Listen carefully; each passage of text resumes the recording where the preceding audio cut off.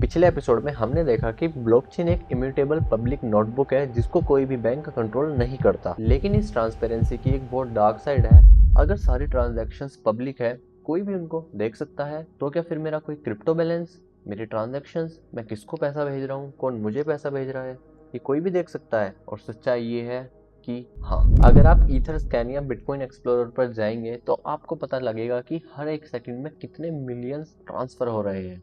लेकिन जब आप वॉलेट एड्रेसेस देखोगे तो वहाँ पे किसी का नाम नहीं लिखा होगा, वहाँ पे किसी की आइडेंटिटी नहीं होगी। वहाँ सिर्फ आपको 42 कैरेक्टर लंबा हेक्साडेसिमल कोड देखने को मिलेगा और इसको सिडोनिमिटी बोलते हैं। आपकी आइडेंटिटी तब तक छुपी है जब तक कोई आपके उस वॉलेट एड्रेस को किसी रियल वर्ल्ड आईपी या फिर एक्सचेंज केवाईसी से लिंक ना कर दे। और इस डिजिटल आइडेंटिटी को मैनेज करने के लिए आपको चाहिए क्रिप्टो का सबसे crucial piece of software, the wallet. So welcome to episode 3 of crypto master class. तो आज हम इस एपिसोड में मैथमेटिक्स एंड क्रिप्टोग्राफी को डिकोड करके वॉलेट्स की रियलिटी पता करेंगे। तो हमारे इंडिया में 90% लोग ये सोचते हैं कि जो हम डिसेंट्रलाइज्ड वॉलेट यूज करते हैं वो हमारे टोकन्स को या कॉइन्स को होल्ड रखता है, सेव रखता है।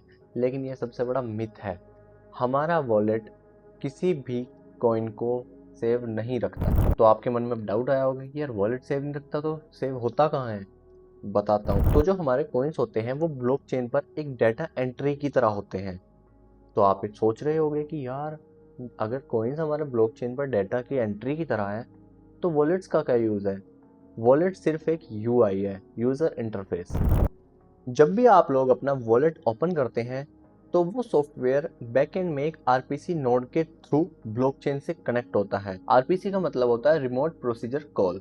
उसका काम होता है कि ब्लॉकचेन से डाटा क्वेरी करना और पता लगाना किस वॉलेट एड्रेस पर कितना बैलेंस लिस्ट है, और फिर उस डाटा को ब्लॉकचेन से उठा के आपके वॉलेट में शो करता है। दैट्स इट, ये है वॉलेट का काम। So your wallet is just a glorified blockchain scanner. तो थोड़ा क्रिप्टोग्राफी में डीप डाइव करते हैं।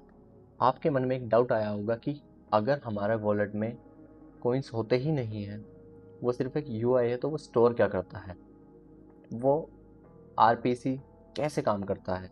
तो हमारा वॉलेट स्टोर करता है क्रिप्टोग्राफिक कीज, और हमारी ब्लॉकचेन काम करती है असाइमेट्रिक क्रिप्टोग्राफी पर, जिसमें हर एक यूजर के पास दो मैथमेटिकली लिंक्ड स्ट्रिंग्स होते हैं जिसको हम बोलते हैं public keys and private keys.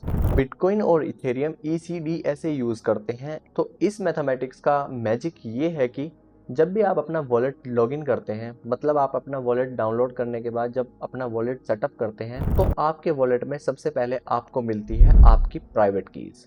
ठीक है। तो वो जो आपकी प्राइवेट कीज होती है उनका काम होता है कि आपकी आइडेंटिटी बनाना वॉलेट के अंदर। तो वो 24 या 48 वर्ड्स की प्राइवेट कीज होती हैं। इसको भी मैं भी एक्सप्लेन करूंगा कि वो कैसे बनती है और कैसे वो आपको मिलती हैं। लेकिन जो हमारी ECDSA है, इसका काम ये है कि जो हमारी प्राइवेट कीज होती हैं वो तो हमें मिल गई, ठीक है, लेकिन अब हमें किसी से पैसा लेना है तो वो हम कैसे लेंगे? मतलब क्रिप्टोज लेने हैं, हमें रिसीव करने हैं।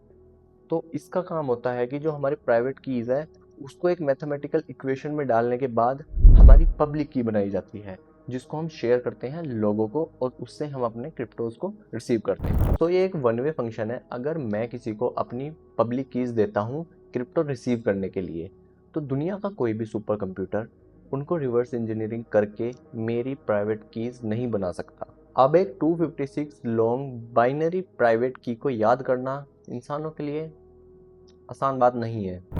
इसीलिए 2013 में एक इम्प्रूवमेंट प्रपोजल लाया गया, BIP39, बिटकॉइन इम्प्रूवमेंट प्रपोजल 39।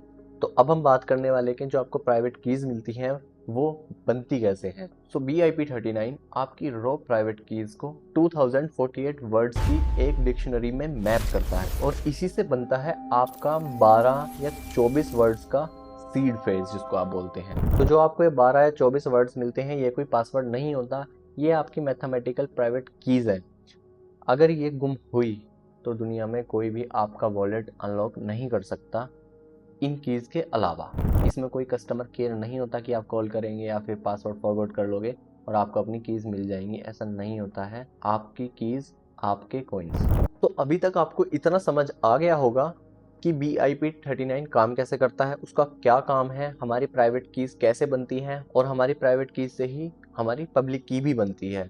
लेकिन जो हमारी रॉ प्राइवेट की होती है वो काफ़ी बड़ी होती है। इसलिए 2013 में प्रपोजल आया BIP39 बिटकॉइन इम्प्रूवमेंट प्रपोजल 39, जिसमें हमारी प्राइवेट कीज़ जो इतनी बड़ी होती थी उनको उस प्रपोजल के बाद छोटी किया गया। जो हमारी रॉ प्राइवेट कीज़ होती थी उनको 2048 वर्ड्स की एक स्पेसिफिक डिक्शनरी में मैप किया जाता है और वहाँ से आपको निकाल के 12 या 24 वर्ड्स का एक सीड फ्रेज मिलता है जो आपके वॉलेट की नींव है। ये गया तो वॉलेट गया, इतना याद रखना बस। अब हमने वॉलेट बना लिया, एसिमेट्रिक क्रिप्टोग्राफी को समझ लिया और अपने ट्रांजैक्शन को साइन करके नेटवर्क में ब्रॉडकास्ट कर दिया।